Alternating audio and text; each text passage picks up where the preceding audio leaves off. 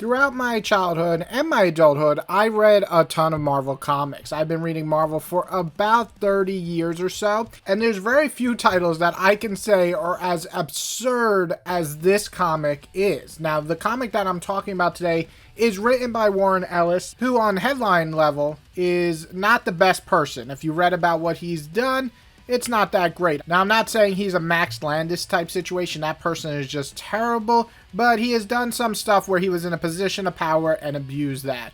But the point is that, in my honest opinion, I think his writing still holds up. It's usually pretty solid. Mostly everything I've read by him, I enjoyed. But I never read Nextwave, Agents of Hate, till just recently, about a month and a half ago. And what begins as basically a typical superhero team-up quickly devolves into a masterful and exhilarating parody of the genre itself. The comic is high-octane, cracked-out journey through a world where superhero conventions are not just subverted, but outright annihilated. And I think what works here is that it's relentless. It's fast-paced action thrown in there with this most ridiculous villains I can think of. But you also have, and I can't believe I'm saying this, surprisingly rich character development hidden beneath layers of cynical humor and exploding broccoli men. You heard me right, exploding motherfucking broccoli men. That already should make you go, I gotta read this goddamn comic. But with a team book, the most important thing, more than anything, is having a team of heroes or characters you want to root for. And the team at heart of this is Chaos. It's forgotten C-list heroes who serve as the perfect foils for this book's insane subject matter. So you have Elsa Bloodstone, who's a monster hunter with dry wit and just kind of this deadpan expression. She's the British chick, and for that, I love her. She's kind of the stoic leader here, though her and Monica would be kind of up to debate who leads this, but she's just great because she plays it very straight. She's not kind of like the other characters who are more jokey at times. And then you have the Captain, not to get confused with Captain America, but it's just a guy called the Captain, and he's just this generic yet super powerful, all abilities, super fast, super strong, can fly, things like that. And he represents that stereotypical superhero, but his development that centers around him is really great because it's focusing on the lack of identity. So it's kind of cool because a hero with this much strength and this much power should be on headlines, should be in newspapers, but since they're so common, he just can't figure out how to project himself, how to be more important, and how to just self-accept himself. And then you have Monica, who's the former Captain Marvel, and she's kind of the voice of reason on this team. She's constantly just telling people how to work and how to fight, but she's also always saying that she worked with the Avengers, so she knows what she's doing. However, every situation they get into, what the Avengers would probably do the more professional way, does not work for this group, and it's just hilarious how she keeps focusing on the fact that they should listen to her because she knows what she's doing, and she is really probably the most hero-like of this team.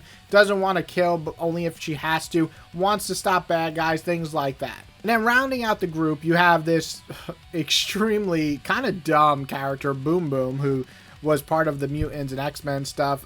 She's great. I gotta be honest, her power is pretty much exactly what sounds like boom boom. So she says boom boom, and then boom, you blow up. That's her power. I mean, I don't know how else to describe it, but she's really cheerful. She's really dumb. She kind of has that back of the woods type style going for her. And then you have the cynical robot machine man who just hates all organic life. So he just wants to kill everything. And that brings in a lot of dark comedy here. So him grudgingly liking his teammates or working for them or working with them, but he also has this like cold exterior, really just kind of meshes very well. He's pretty much the asshole of the group, but he works in the best way possible. So you take this insane team, right, and you put the subject matter of Nextwave, which essentially is just critiquing the superhero comic industry and its absurdity, and it's just ruthless, you know. It just goes after it, just makes fun of like these big corporations and these little plot twists that the villain is so powerful and he has a whole army behind him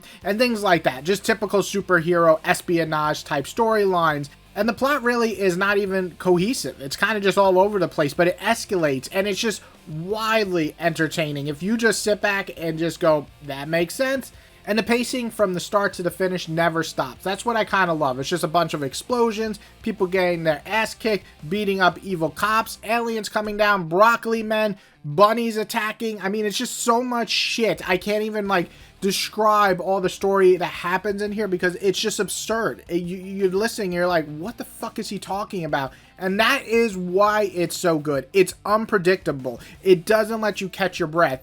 And the humor somehow nails it. I mean, you do still have the curse words blocked out, but you can definitely get it. It's clear as day what they're saying. And that works here because you're going to laugh. And perhaps what, you know, is the icing on the cake in this crazy ass comic is the memorable rogues gallery of villains here. So, like I said, the Beyond Corporation, who is the evil corporation, has these shock troops who are hilarious, random assortments of adversaries. They're just a group of evildoers who believe they are like pop stars, who just come out with like crazy things like broccoli men. I don't know why, I don't know how, but you just accept it. And then on top of that, all of that, the head leader of hate is this drunk and violent jerk Anger, and he is, I would say, like a parody of Nick Fury in a way, but he's an antagonist 100%. He's self-absorbed, he's morally bankrupt, and he steals the show. He just has these like breakdowns of screaming about like killing himself, and he's super fucked up on what he talks about with women, and just he's crazy, but he's a great villain because of that, since he's so evil. And he brings up these comedic masterpiece moments because you just don't know what he's gonna say because he hates himself so much, but he also hates everybody else way more. So in conclusion, this comic, which I think is like 12 or 13 issues, is not long, is kind of brilliant. It's kind of beautiful because it's just so fucking insane. And you know what? Sometimes I need insanity. I need funny books. You know, the comic books, funny books, they go in together. That's what I need sometimes. So to me, this is a must read for anyone who's just seeking out a chaotic, high-octane adventure that doesn't take itself too serious, you know? By blending breakneck pacing, I would say it's hilarious. It's fun. It has surprising depths for characters who I never even heard of or really thought about much. And the comic manages to be funny. It manages to be a great satire, but it also feels like a love letter to the ridiculousness of the genre. And you know what? It is ridiculous, but you could laugh at something and still love it. And that's exactly what this comic does. So if you haven't read this, I can't recommend it enough. You don't have to read anything else. You don't have to know any of these characters beforehand. And if you're wanting something so over the top and funny and insane, which I've said about a million times now, check this comic out. I hope you guys liked this video. If you did, please hit that like button. If you love it, hit the subscribe button. I got a lot more comic-filled videos coming. And I hope you guys have a wonderful day and go read some great fucking comics.